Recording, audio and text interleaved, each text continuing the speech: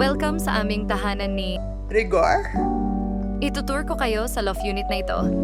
Dito nakapwesto ang aming munting kusina katabi ng laundry area. At dito kami patuloy na manonood ng Batang Quiapo sa aming sala. Ayan, may park na matatanaw na view dito sa aming unit. Mid-rise condo lang dito. Dito naman nakapwesto ang aming hapagkainan. At sa ilalim ng hagdan ko, ipaglalaba si... Rigor? Siyempre, wala na si Camille. Akyat naman tayo sa second floor para may privacy at iwas sa chismosa, gaya ni Roda. Heto nga pala ang magiging kwarto lang naming ni... Rigor! Palalagyan ko ito ng split type na aircon para magkayakap na lang kami ni Rigor habang natutulog. Ayan, ganda ng view facing Ortigas.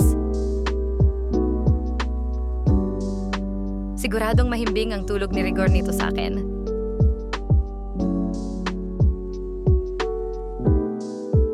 Heto naman ang banyo na kumpleto na mula sa shower at meron pang salamin na kasama. Ayan, naka-sealed pa ang toilet seat. Ano pa kaya ang pwede kong gawin dito sa malawak na space? Ayun lang. Like and subscribe mga kalena.